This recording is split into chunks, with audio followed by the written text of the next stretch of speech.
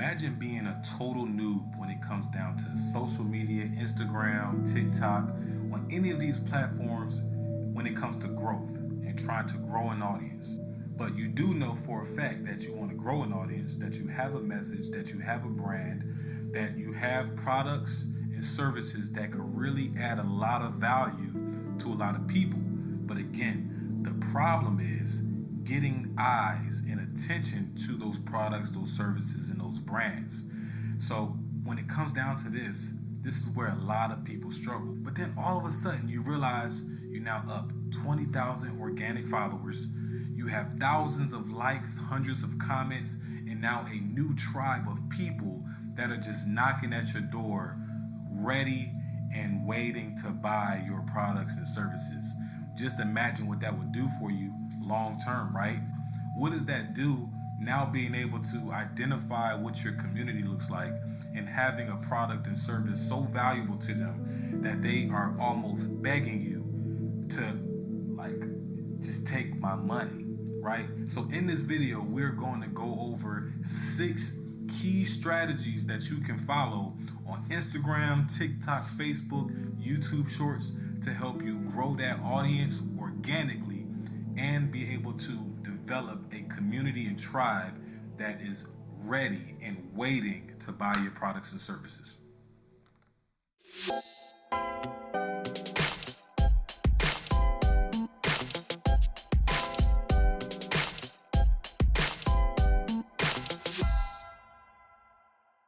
What's going on, millionaires? You're tuned into the $1 Million Mind Podcast, episode 208, on 6 major must-knows about the Instagram algorithm. This episode is sponsored by the Creators Community, where creators, content creators, and entrepreneurs are meeting every single week to learn how to monetize their platforms. The link to learn more about this community is going to be in the description below, or you can just hit join and join us straight from YouTube to join our community and hub for content creators. Can't wait to see y'all there. You are already probably asking, why should I care about the Instagram Reels and algae, right? First of all, I want to let you know, it's algorithm. Now, that was a little joke. I'm sure you know that it's called an algorithm. And the trick to this algorithm, whether it's on Instagram, whether it's on TikTok, whether it's on Facebook, YouTube, whatever, is that it's always changing. And when you're dealing with these algorithms that are always changing, you have to stay in the know, and you have to be, keep your eyes open to new trends and new tools and features that these apps are integrating on their user base, because that's how you can kind of guess where the trend is heading and where the algorithm is going to be pushing people the most, right? So if you're trying to grow a brand or sell products and services, Siri, I'm not talking. If you try to sell products and services and grow that brand, you need to tap into reels and short form content. Now, I'm not saying you don't also want to tap into that long form content like a podcast like this, but also put attention into those short form content, reels, shorts as well, because those are what get you maximum exposure. They also allow you to trend much longer than your regular post, and they have the capacity to go viral faster and easier because, again, the algorithm is weighing heavily on not just reels, but also reels that are putting emphasis on like their new features, trending sounds, things like that, right? So we're going to get into all this in a minute, but another reason why you want to care about this is because you will have 10 times higher engagement than you have ever had if you put these 6 things into practice. And Gary Vee calls this the TikTokification of social media. Let's delve into what that really means a little bit more. The TikTokification of social media. Now, we all are familiar with what TikTok is, but I don't think we all are really aware of the impact that TikTok had on the other social media channels like your Facebook, like your YouTube Shorts, like your Instagram, right? Because, and the crazy thing is, these apps are still trying to figure out the algorithm that TikTok uses because it's so polarizing. It allows people to go viral and grow platforms so fast and so, organically, that it's like almost unfair, right? So these other apps are trying to figure out how to tap into that algorithm, and they have some form of created that, right? You see with Instagram introducing Reels, and YouTube introducing Shorts, Facebook working with Instagram and doing Reels, and then also adding them, so where they can cross platform, right? Cross platform sharing.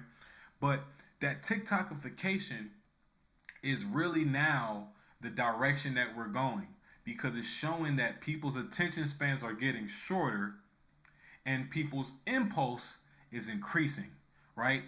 I can't tell you how many times I've been able to make a couple hundred, couple $1,000s in a day off of an Instagram reel that, did some numbers, had some type of call to action at the end, and I was able to walk them through a sales process in a very short amount of time and convert them on the back end. And this is how you give a lot of value on the front end and convert on the back end to be able to monetize your platforms. And we're going to talk about the ways that you're going to be able to create that content and maximize your reach and grow your audience organically. So let's go over these 6 tips that I want to share with you guys. The first tip that you need to know about this algorithm, specifically on Instagram and Facebook, right, is that on-screen text is a must, right? I talked about this on my IG a couple days ago, and really, when you look at it, and you look at how you even, take on content, consume content, you're mostly having the volume off until you get like a video that really sparks your interest, or you can save it for later and be somewhere quiet to listen to it later. For the most part, you are scrolling with the volume on mute, meaning all your videos are muted until you turn on the volume. If 90% of people are scrolling with the volume off and you don't have any on-text screen, it means that you are less likely to capture their attention, and you are less likely to get credit for the view, because you have about a split. I think you have like 1.5 to 2 seconds tops to capture the attention of that scroller before they swipe and go to the next video, right? So you want to have big, bold text, large transitions, and hooks that grab and reel people in to be able to continue to watch your reel or your short. All right, so on-screen text is a must. And this doesn't always mean throwing on some captions, right? This could also mean, right, if you're doing a dancing video or a get ready with me or a vlogging tutorial. This means throwing on some tips, right? Give some value and write it on the screen. I try to tell my the members of the community this all the time, that it's not always one dimensional, right? Just because we say on screen text, it does not mean that you have to be sitting in front of the camera talking and then adding some captions on the video. Not at all. You can get very creative with this, but just know in that creativity, you want in some form or fashion to have a on-screen text on the screen that is polarizing, that is bold, and that is very visible to your audience, that captures their attention within those first 2 seconds. All right. So tip number 2, 6 to 12 seconds is the sweet spot. Now, granted, if you're giving some value, you can go a little bit longer. But again, like I said, you want to capture that initial attention within 2 seconds, and you want to be able to maintain that attention between 6 to 12 seconds, right? Because anywhere after that, if it starts to drag and the audience doesn't know where the video is going after that 12 seconds, they're scrolling right past you, right? So if you can keep it between 6 to 12 seconds, that's the sweet spot, because you're also increasing the likelihood of people rewatching the video. So a trick that I tell the members is to add some type of complexity to the video as well, right? Nothing too complex where it's hard for people to understand, but maybe some transitions that will capture people's attention, but also make them miss it to where they're waiting for the video to restart so that they can see that transition or those words or that tip again. So if you're giving some tips, have them last long enough for them to read it, but not too long for them to understand it. So then they got to watch it again to see what you meant by that, or to reread it. Number 3. I like this one because it challenges us to think out of the box. Keep trying new ideas. Like, if you look at my page, you see so many different ideas, but by still maintaining the overall theme of my page as well. I like to maintain the theme, but you also want to try new ideas because you never know what's going to hit for your audience, right? Right? Like dancing videos might somewhat hit your audience, but a get ready with me might blow up, and they be like, oh, I love this, we need more of that. But you would have never known if all you were doing were those dancing videos. So keep trying new things. Look at and follow people that are in your niche, in your industry, that are making content similar to, speaking to your brand, your identity, your product or service, and duplicate what they're doing by making it original as well. So if you see somebody that's in your industry, in your niche, doing event recaps, then maybe you should be doing event recaps if you're doing events as well, especially, right? If you're just kind of doing pictures and adding them as carousels, but you're not getting engagement, but you see this other person doing the same types of events in a different market, but they're doing recaps, what's stopping you from incorporating recaps in your content pillar, right?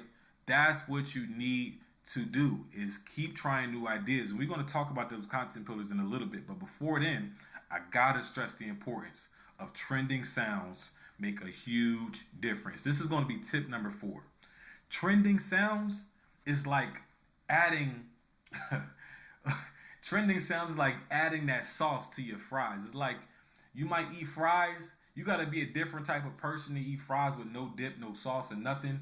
But if you do enjoy your fries with that dip and that sauce, then you understand how important that sauce is for you to really enjoy them fries, right? That's the same with the trending sounds. You can put out great content, but if you're not using trending sounds, you're actually missing out on a huge percentage of an audience that doesn't know anything about you. So using trending sounds allows an audience that doesn't know about you to discover you and see if they also like your type of content. Right? Now you want to get creative and you want to make sure you're using trending sounds that are at least relatable to your content, that speak to your content, that also speak to your avatar and your brand identity. Don't just be using, especially if you have a very clean brand, I don't recommend using trending sounds that are very vulgar or explicit in language. Just because it's trending doesn't mean it's going to be trending upward for you. It could hurt, but be very creative in using these trending sounds. We actually had a call last Tuesday in our creators community on how to identify those trending sounds, which if you missed it and you're not in the community, you can actually, again, go join the creators community, go back and watch that video, because we spent an hour on how to find trending sounds and be consistent in finding the best trending sounds to add them to your videos. So go ahead, again, the link in the description below is going to take you to the community, or you can just hit join right under this video as well to join that creators community. But let's get into number 5, which is you need to have content pillars. Content pillars is like your GPS and roadmap. I'll always tell our members, like, you want to work smarter, not harder. You don't want to be in a position where every single day you're trying to figure out what type of content you can be creating, where you can be recording, where you should record, what type of reel to put out, right? You want to think less on that, and you want to spend more time creating it. So if you can standardize your process of creating content with content pillars, which there are two layers of identifying content pillars, right? The first layer is identifying your niche, right? So your content pillar might specify the type of content you'll put out, so your audience can identify what you're going to be talking about mainly. So if you're watching the $1 Million Mind podcast and you enjoy this channel, you can probably agree and understand when I say that our content pillars is money, mindset, and entrepreneurship, right? Those are the 3 content pillars that we focus on this channel: money, mindset, and entrepreneurship. And then once you identify your niche in that layer of content pillars, the second layer is the content type. This is also aligned with your content pillars, right? So your content pillars may look like help content, carousels, and recap vlogs, right? If you are in entrepreneurship and you're like a coach, then you might do like help content, you might do testimonies, and you might do um, uh, clips from podcasts that you might have been on, right? So those are the three types of content that you want to focus on putting on majority of your page. This is the blueprint. Now, every once in a while, you might dabble and you might add in a get ready for me with me, or you might add in a dancing video, or you might add in a vlog if you don't usually do vlogs, right? Because this is you again trying new ideas to see what sticks and what resonates the most with your audience. But you still, at the end of the day, have something to fall back on that standardizes your process of creating content. So again, you get to spend less time thinking what you need to do and more time doing what you need to do. All right. So that's the point of content pillars. And then the last tip, which is my favorite one, and I don't want to go over your heads. It's not about going viral. It's not about going viral. That's the thing that people get twisted, is they think that they have to make this video for it to go viral. The point of making the video is to be authentic and identify your audience, right? The more authentic the conversation, the more authentic the video, the more authentic the value, the more opportunity there is for this post to go viral. But that's not the purpose of creating it. You are not trying to go viral. You are trying to build a community. You are trying to build a tribe of people that identify with your message and can really reap the benefits of the value that you provide. That is the purpose, and that's where the most successful content creators differentiate themselves from the content creators that have no audience, have a very low engagement because they're too worried about going viral. People think that, oh, it's just one post. I just need one post to go viral. And so they overstimulate their minds on trying to create a post to go viral. It's not about going viral. You just need to continue to create value. The thing about me is I'm going to create value and I'm going to give value in my post, whether it gets one like or if it get a million views. It doesn't matter how many people view, share, or like. I'm going to continue to have the mindset is how much value can I give in this video? Every time. It's about creating value and communicating that value to your audience so they can see that there's value in this game, right? I can promise you that if you make your reels with the intention to go viral, it never works out that way. It comes across corny. It comes across like you trying too much. It comes across like you're not authentic. And I mean, if that three enough isn't, good enough for you to be like, oh yeah, let me stop trying to go viral, then I don't know what else is. You might just be doing it for the wrong reasons. But if you are doing this to be authentic, you are doing this to be relatable to the people you want to relate to, right? You are doing this to be relevant, to help people, to save people, to, put people in a better situation than they were before they came to you. That actually is the formula to going viral. Right? It's not trying to go viral that gets you going viral. It's not trying to go viral that gets you to go viral. It's trying to be your authentic self that gets you to go viral. It's relating to the people that you need to relate to the most. Because let me give you some game. If you relate to somebody so hard, what do they want to do? They want to share because you struck an emotional nerve in me. Like, wow. It's like this person made this video just for me and I feel this way. I gotta comment, I gotta like it, I gotta share it, right? That's why you go viral, because you are emotionally triggering something in a person, whether it's good or bad, right? And good or bad isn't necessarily good or bad for you, right? Because even people who disagree strongly with your message, even they're sharing and commenting, I strongly disagree. Right, so even that is good for you, right? You know the expression when they say no press is or no press is bad press. There's good and bad press, but it's all good press. That's what they mean. It's like even when you have people who strongly disagree with you, their comments and their shares are boosting your video on the algorithm for Instagram, TikTok, Facebook, whatever, to say this video is getting traction. Let's open up the engagement and the reach to more people. And if you don't believe me, I will show you a message that Facebook actually gave me saying, congrats, you have increased reach. So for you to tell me that I have increased reach for the last 90 days, that must mean you were limiting my reach, right? all these apps are limiting your reach. And it's because they don't know you. They don't have a relationship with your content. They can't trust that you will put out content that people like or people want to see. So when you put out content that people want to share, that people want to comment and engage under, that shows these apps that you are putting out content that people enjoy, or at least content that keeps people on their app. That means, hey, what are we going to do? This video is getting traction. Let's put this out to more people. Right? So that is the formula to going viral. And face it, you're probably spending at least about 2 to 5 hours a day scrolling on social media. Right?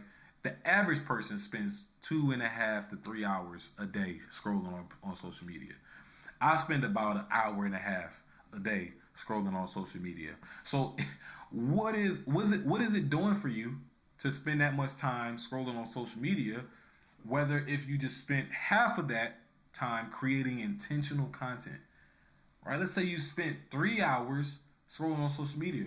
What if you just split it in half? An hour and a half to scroll, an hour and a half creating content that speaks to your audience.